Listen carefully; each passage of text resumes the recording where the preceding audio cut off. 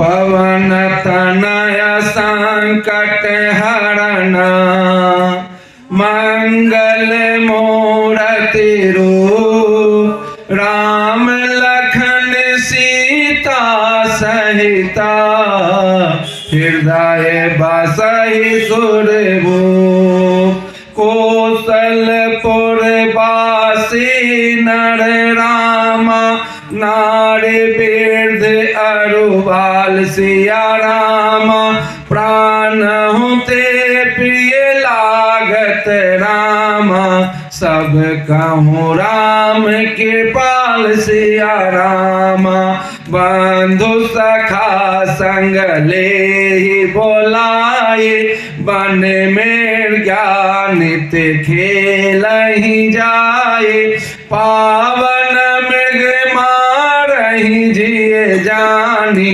दीन पत्नी पही देखा वही आनी।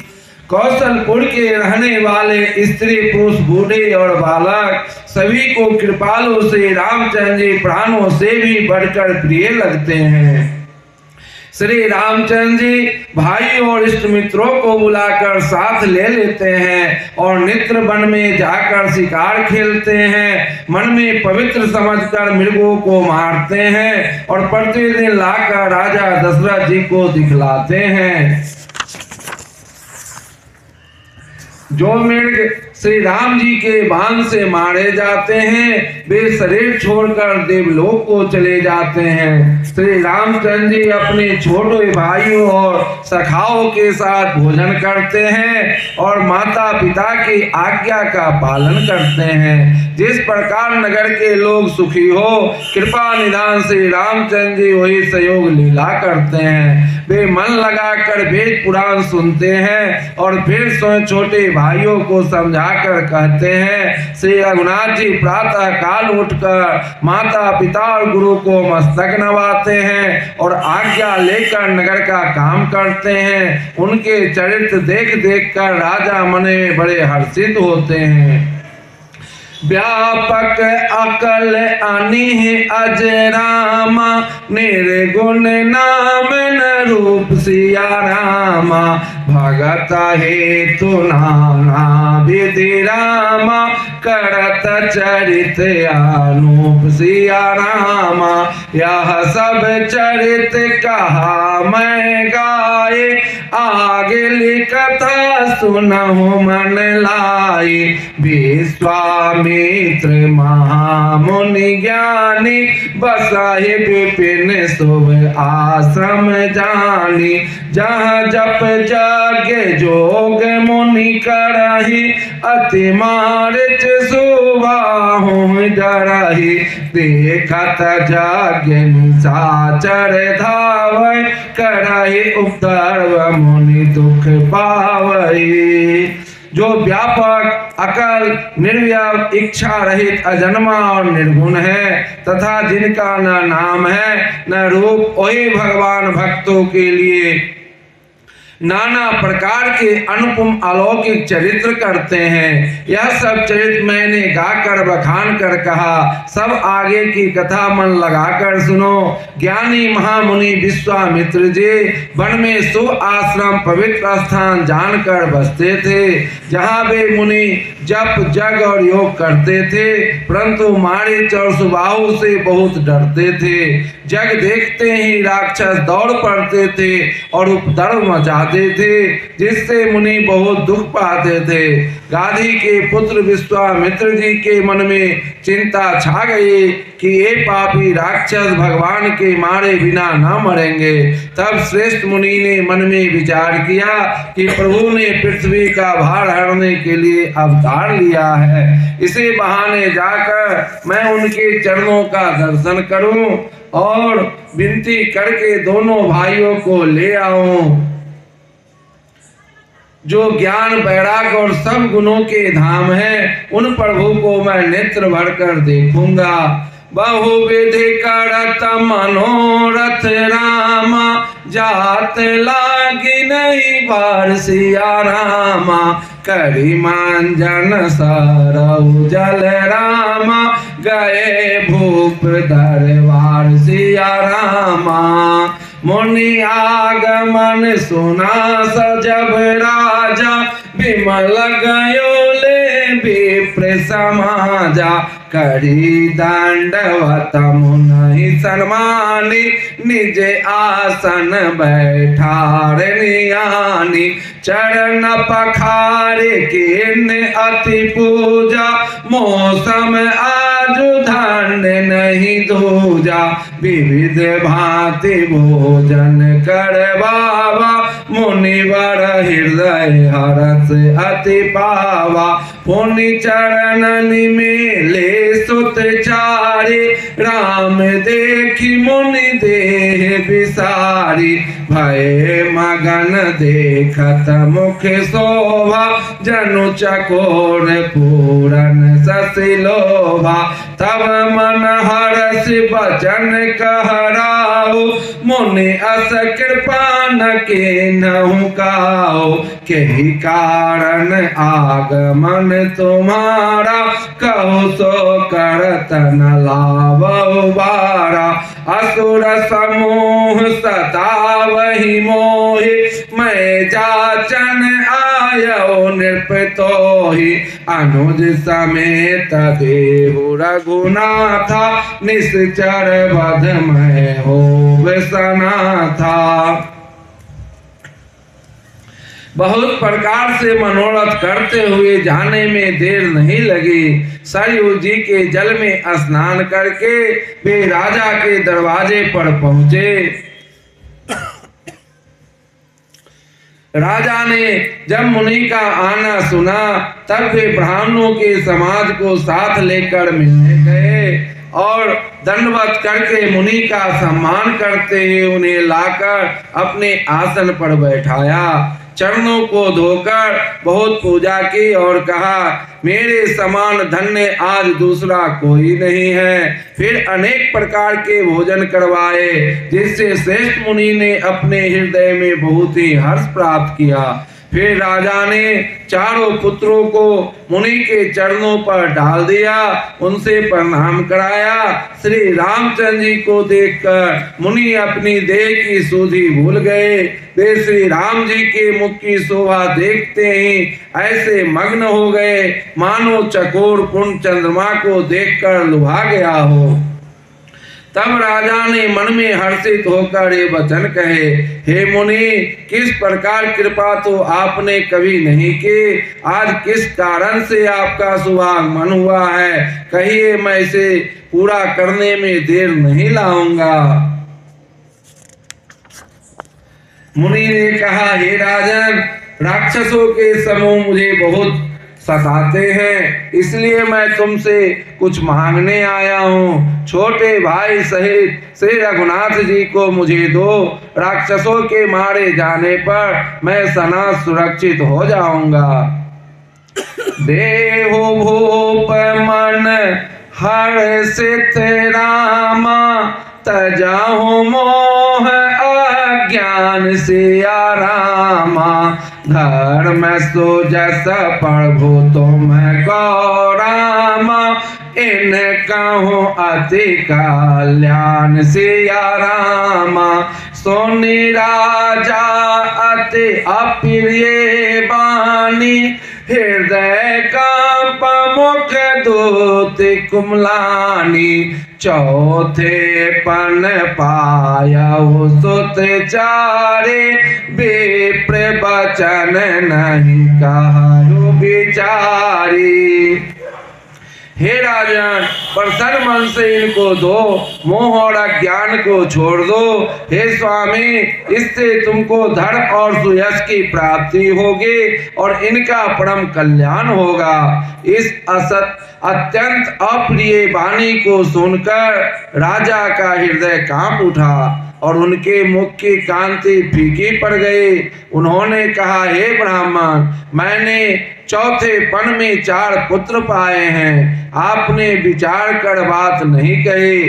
हे मुनि, आप पृथ्वी, गौ, धन और खजाना मांग लीजिए, मैं आज बड़े हर्ष के साथ अपना सर्वस्व दे दूंगा। देह और प्राण से अधिक प्यारा कुछ भी नहीं होता, मैं उसे भी एक पल में दे दूंगा। सभी पुत्र मुझे प्राणों के समान प्यारे हैं, उनमें भी हे प्रभु राम को तो किसी प्रकार भी देते नहीं बनता। कहाँ अत्यंत ड्रावने और क्रूर राक्षस और कहाँ परम किशोर अवस्था के बिल्कुल सुकुमार मेरे सुंदर पुत्र। मेरे रस में सनी हुई राजा की वाणी सुनकर ज्ञानी मुनि विश्वामित्र जी ने हृदय में बड़ा हर्ष माना। तब वशिष्ठ जी ने राजा को बहुत प्रकार से समझाया, जिससे राजा का संदेह नाश को प्राप्त हुआ। राजा ने बड़े ही आदर से दोनों पुत्रों को बुलाया और हृदय से लगाकर बहुत प्रकार से उन्हें शिक्षा दी।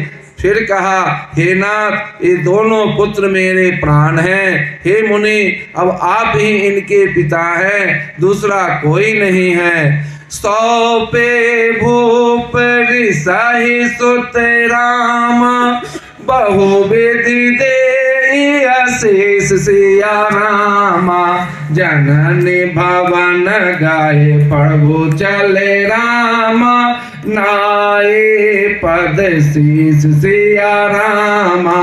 जननी भवन गाये प्रभु राम, चले नाय पद शीस सिया रामा।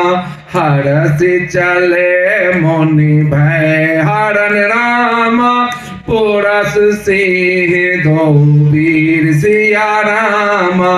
अखिल विश्व कारण करण राम, कृपा सिंधु मति धीर सिया राम। जय सिया राम, जय जय सिया राम। पार्वती पते हरे हरे, जय जय जय सिया राम, जय जय सिया राम। पार्वती पते हरे हरे, जय जय जय सिया राम, जय जय सिया राम। पार्वती पते हरे हरे,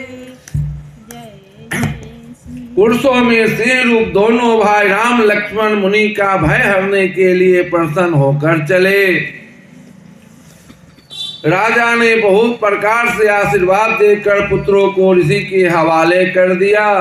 फिर प्रभु माता के महल में गए और उनके चरणों में सिर नवाकर चले। पुरुषों में सिंह रूप दोनों भाई राम लक्ष्मण मुनि का भय हरने के लिए प्रसन्न होकर चले। वे कृपा के समुद्र बुद्धि और संपूर्ण विश्व को कारण के भी कारण हैं। भगवान के लाल नेत्र हैं, चौड़ी छाती है और विशाल भुजाएं हैं। नील कमल और तमाल के वृक्ष की तरह श्याम शरीर है। कमर में पीतांबर पहने और सुंदर तरकस कसे हुए, दोनों हाथों में क्रमशः सुंदर धनुष और बाण है। श्याम और गौर वर्ण के दोनों भाई परम सुंदर हैं। विश्वामित्र जी को महान निधि प्राप्त हो गई। वे सोचने लगे, मैं जान गया कि प्रभु ब्राह्मण देव ब्राह्मणों के भक्त हैं। मेरे लिए भगवान ने अपने पिता को भी छोड़ दिया। मार्ग में चले जाते हुए मुनि ने तारका को दिखलाया। शब्द सुनते ही वह क्रोध करके दौड़े। श्री राम जी ने एक ही बाण में उसके प्राण हर लिए और दीन जानकर उसको निज पद अपना दिव्य स्वरूप दिया। तब ऋषि विश्वामित्र जी प्रभु को मन में विद्या का भंडार समझते हुए भी लीला को पूर्ण करने के लिए ऐसी विद्या दे जिससे भूख प्यास न लगे और शरीर में अतुलित बल और तेज का प्रकाश हो। आयुधि सर्प समर्पी के रामा, प्रभु निज आस आश्रम आन सिया रामा, कांदा मूल फल भोजन रामा, दीन भगत हित जान सिया रामा। प्रात कहा मुनि सन रघुराई, निर्भय जग करहु तुम जाई, होम करन लागे मुनि झारे, आप रहे मख की रखवारी। सब अस्त्र शस्त्र समर्पण करके मुनि प्रभु श्री राम जी को अपने आश्रम में ले आए और उन्हें परम हितु जानकर भक्ति पूर्वक कंद मूल और फल का भोजन कराया। सवेरे श्री रघुनाथ जी ने मुनि से कहा, आप जाकर निडर होकर जग कीजिए। यह सुनकर सब मुनि हवन करने लगे। आप श्री राम जी जग की रखवाले पर रहे। यह समाचार सुनकर मुनियों का शत्रु क्रोधी राक्षस मारीच अपने सहायकों को लेकर दौड़ा। श्री राम जी ने बिना फल वाला बाण उसको मारा, जिससे वह 100 योजन के विस्तार वाले समुद्र के पार जा गिरा। फिर सुबाहु को अग्नि बाण मारा। इधर छोटे भाई लक्ष्मण जी ने राक्षसों की सेना का संहार कर डाला। इस प्रकार श्री राम जी ने राक्षसों को मारकर ब्राह्मणों को निर्भय कर दिया। तब सारे देवता और मुनि स्तुति करने लगे। श्री रघुनाथ जी ने वहां कुछ दिन और रहकर ब्राह्मणों पर दया के भक्ति के कारण ब्राह्मणों ने उन्हें पुराणों के भी बहुत से कथाएं कहे। यद्यपि प्रभु सब जानते थे, तब मुनि सादर कहाँ बुझाए, चरित्र यह प्रभु देख ही जाए। तदंतर मुनि ने आदर पूर्वक समझाकर कहा, हे प्रभु, चलकर एक चरित्र देखिए। रघुकुल के स्वामी श्री रामचंद्र जी धनुष जग की बात सुनकर मुनि श्रेष्ठ विश्वामित्र जी के साथ प्रसन्न होकर चले। मार्ग में एक आश्रम दिखाई पड़ा। वहां पशु पक्षी कोई भी जीव जंतु नहीं था। पत्थर की एक शिला को देखकर प्रभु ने पूछा। तब मुनि ने विस्तार पूर्वक सब कथा कही।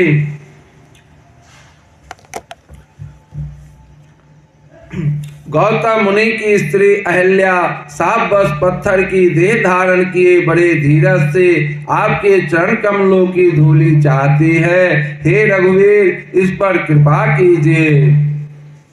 गौतम नारे सराप बस रामा, उपल देह धरि धीर सिया रामा, चरण कमल रज चाहति रामा, कृपा करहु रघुवीर सिया रामा। श्री रामचंद्र जी के पवित्र और शोक को नाश करने वाले चरणों का स्पर्श पाते ही सचमुच वह तपोमूर्ति अहल्या प्रकट हो गई।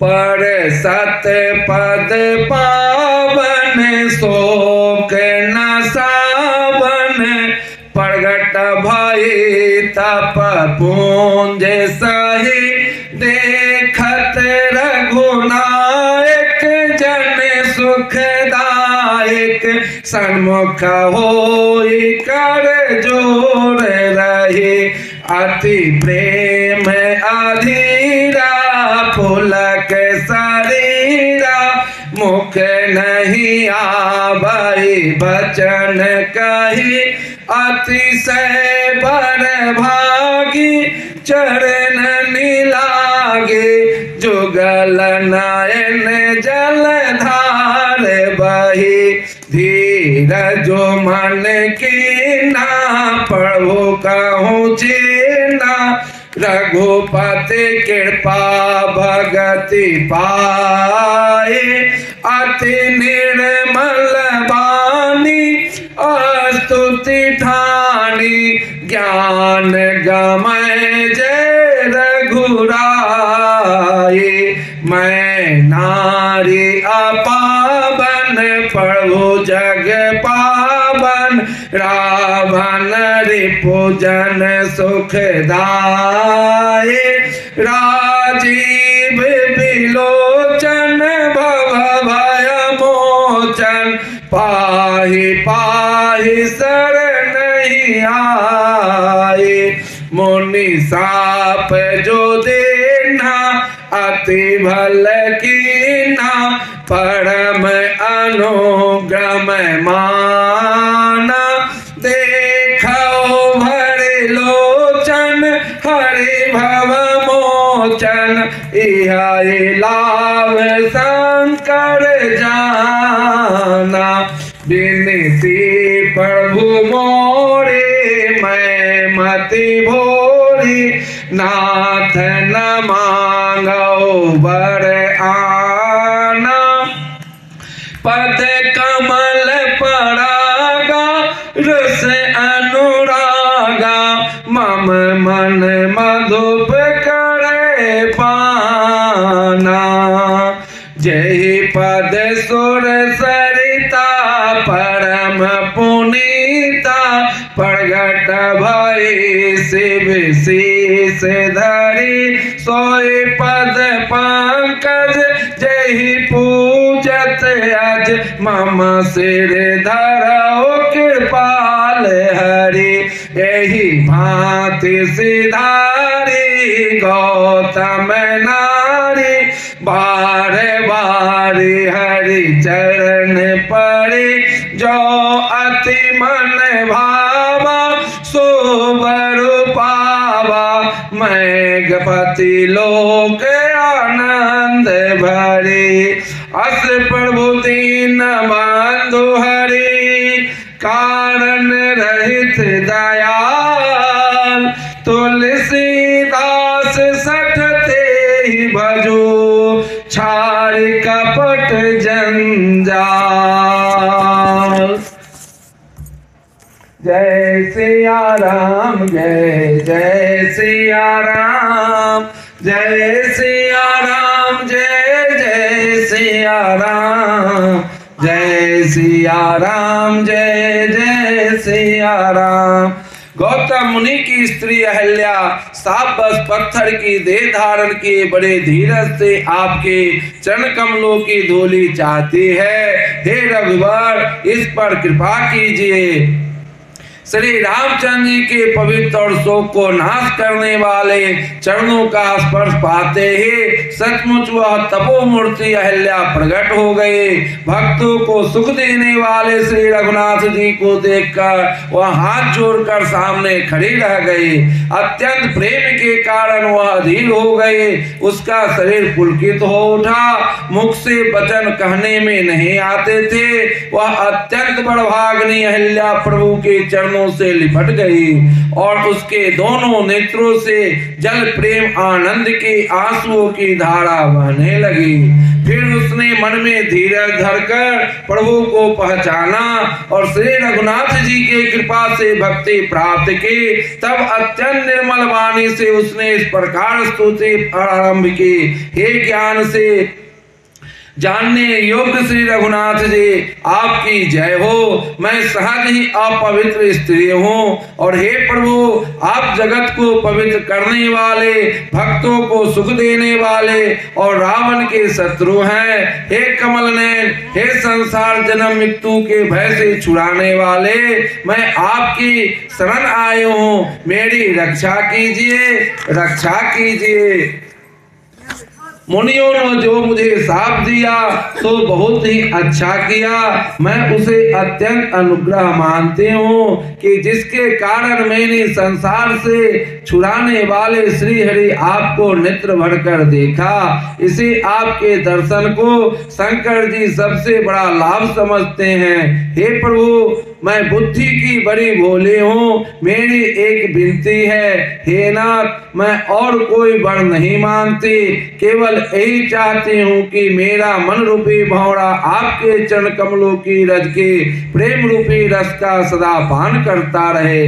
जिन चरणों से परम पवित्र देव नदी गंगा जी प्रकट हुई, जिन्हें शिव जी ने सिर पर धारण किया और जिन चरण कमलों को ब्रह्मा जी पूजते हैं, कृपालु हरे आपने उन्हीं को मेरे सिर पर रखा। इस प्रकार स्तुति करते हुए बार बार भगवान के चरणों में गिरकर जो मन को बहुत ही अच्छा लगा, उस वर का पाकर गौतम की स्त्री अहिल्या आनंद में भरे हुए पति लोक को चली गई। प्रभु श्री रामचंद्र जी ऐसे दीन बंधु और बिना ही कारण दया करने वाले हैं। तुलसीदास